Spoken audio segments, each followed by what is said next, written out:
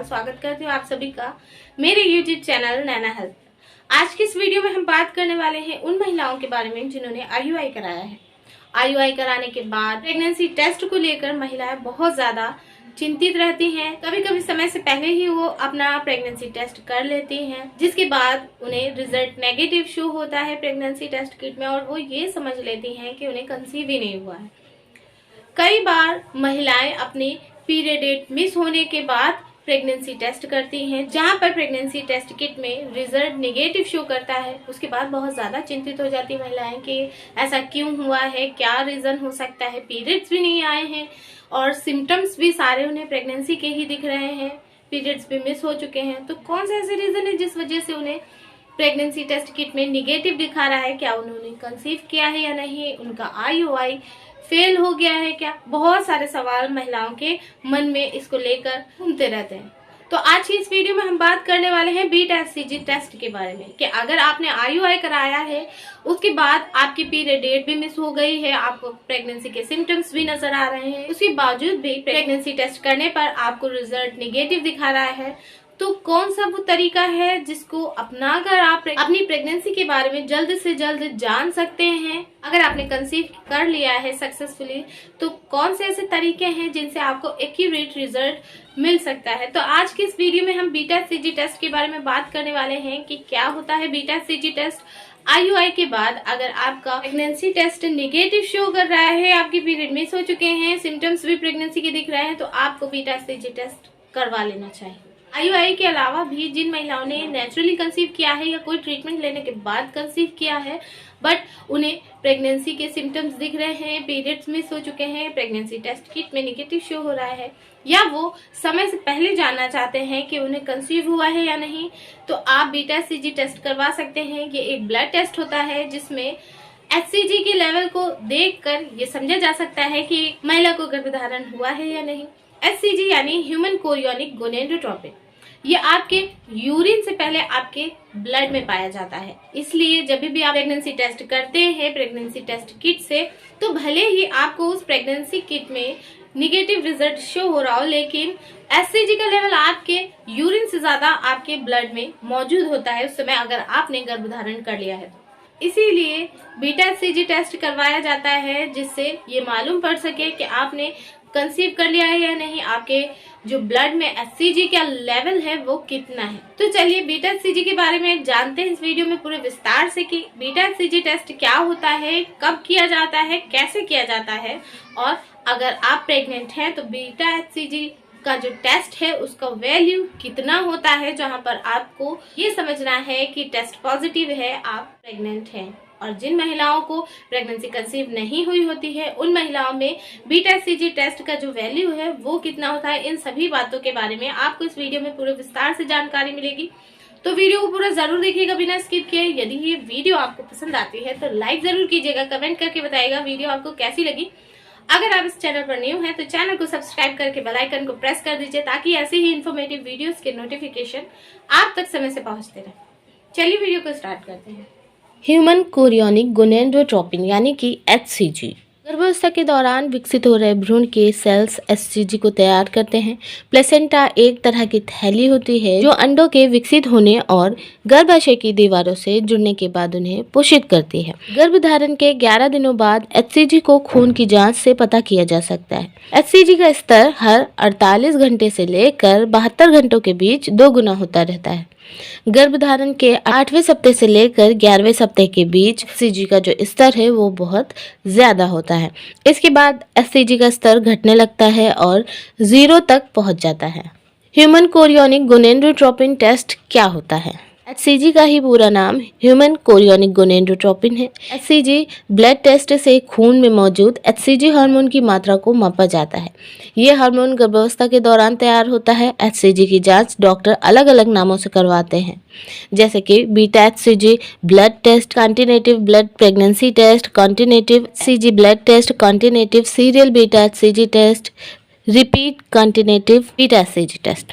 HCG खून की जांच और एचसीजी यूरिन की जांच में महत्वपूर्ण अंतर होता है। यूरिन टेस्ट डिहाइड्रेशन और टेस्ट के दिन जैसे तमाम फैक्टर्स से प्रभावित होते हैं, जबकि एचसीजी ब्लड टेस्ट से ज़्यादा सटीक परिणाम मिल सकते हैं। ब्लड टेस्ट से एचसीजी की मात्रा बहुत कम होने पर भी सटीक परिणाम मिलता है। ह्यूमन कोरियोनिक गोनेडोट्रोपिन टेस्ट क्यों किया जाता है? गर्भावस्था से जुड़े पुष्टि करने के लिए, भ्रूण की सटीक उम्र की पता लगाने के लिए, किसी असाधारण गर्भावस्था के उपचार के लिए, किसी गंभीर गर्भपात की स्थिति में उपचार के लिए, डाउन सिंड्रोम के लिए, इन सभी कारणों में एचसीजी टेस्ट कराना ज़रूरी होता है।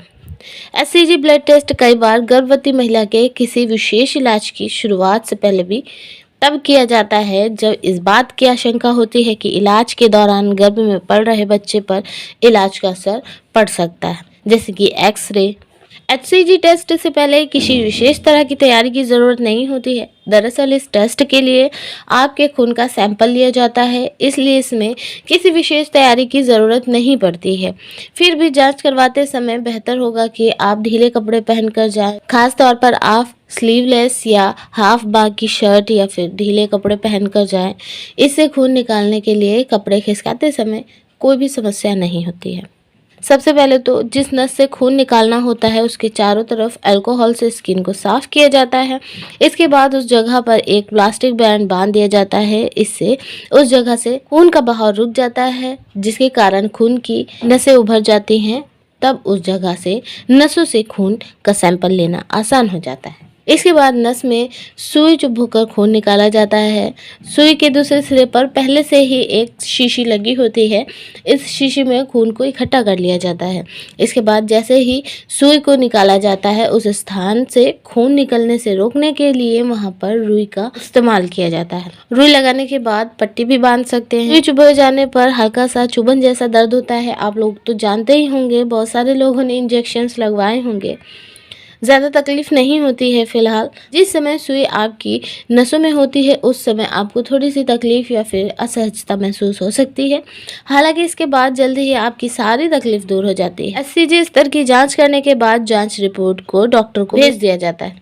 इसके बाद आपके डॉक्टर आपसे परिणाम के बारे में बात करने के लिए बुला सकते हैं। इस टेस्ट के लिए किसी विशेष तैयारी की ज़रूरत बिल्कुल भी नहीं होती। चलिए अब जान लेते हैं कि एचसीजी यानी कि ह्यूमन कोरियोनिक गोनेडोट्रोपिन टेस्ट कराने के रिस्क क्या है। इस टेस्ट के लिए खून निकालने में कुछ खास खतरे नहीं होते हैं। फिर भी जिस जगह पर सुई चुभोई जाती है वहां पर थोड़ी सी तकलीफ हो सकती है, लेकिन सुई निकालने के बाद उस जगह पर कुछ देर तक हल्के हाथों से मसाज कर सकते हैं या दबा सकते हैं। इससे आपको काफ़ी ज़्यादा आराम मिलेगा। उस जगह पर जो दर्द तकलीफ है वो ठीक हो जाएगी। बहुत कम मामलों में कुछ समस्याएं होती हैं, जैसे कि बहुत ज़्यादा खून बह जाना, सिर का हल्का महसूस होना, बेहोशी महसूस होना, हेमाटोमा होना। हेमाटोमा उस समय होता है जब आपके स्किन के नीचे खून इकट्ठा हो जाता है। सुई चुभे जाने वाली जगह पर संक्रमण हो जाना, नसों में सूजन आ जाना। वैसे तो बहुत रेयर केस होते हैं जिनमें इसके कोई साइड इफेक्ट या कोई रिस्क देखे जाते हैं। जांच रिपोर्ट के आ जाने के बाद डॉक्टर आपसे आपके एचसीजी के लेवल के बारे में बताएंगे। एचसीजी के ये लेवल खून के एचसीजी हार्मोन मिलीलीटर से मिली इंटरनेशनल यूनिट में मापे जाते हैं। जो महिलाएं गर्भवती नहीं हैं उनमें एचसीजी का नॉर्मल रेंज 10.0 ml से कम होता है। अगर आपका एचसीजी का स्तर सामान्य रेंज से बाहर है तो इसके कई कारण हो सकते हैं। इसके बारे में आप अपने डॉक्टर को ज़रूर बताएं। एचसीजी का स्तर सामान्य से कम होने के कुछ कारण हो सकते हैं, जैसे कि गर्भावस्था की तारीख के बारे में सही जानकारी ना होना, संभावित मिसकैरेज या फूला हुआ गर्भ होना, बच्चे का गर्भाशय में ना होना।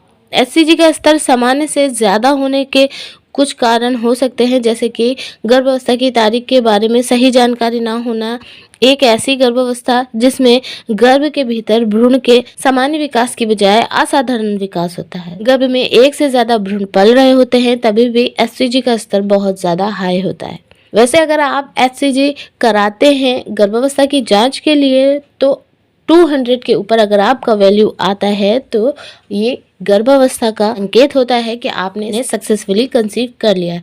सो गाइस, कैसी लगी ये वीडियो? इस वीडियो में मैंने आपको एचसीजी के बारे में पूरी जानकारी दी है और साथ ही ये भी बताया है कि आईयूआई के बाद अगर आप प्रेगनेंसी टेस्ट करते हैं, प्रेगनेंसी टेस्ट नेगेटिव आता है, आपको सिम्टम्स दिख रहे हैं, आपके पीरियड डेट भी मिस हो गई है, तो आपको एचसीजी ज़रूर कराना चाहिए। एचसीजी का वैल्यू अगर 200 के ऊपर आता है तो यस, यू आर प्रेग्नेंट। इसके बाद अपना खास ख्याल रखिए और अपनी प्रेगनेंसी को हेल्दी रखने के लिए मेरे चैनल पर आईयूआई से रिलेटेड और भी सारी वीडियोज़ हैं कि आईयूआई के बाद आपको अपने किस तरीके से ख्याल रखना है, किन चीज़ों को अवॉइड करना है, किन चीज़ों को अपनी डाइट में शामिल करना है, क्या करना है क्या नहीं करना है, सबके बारे में जानकारी दी है।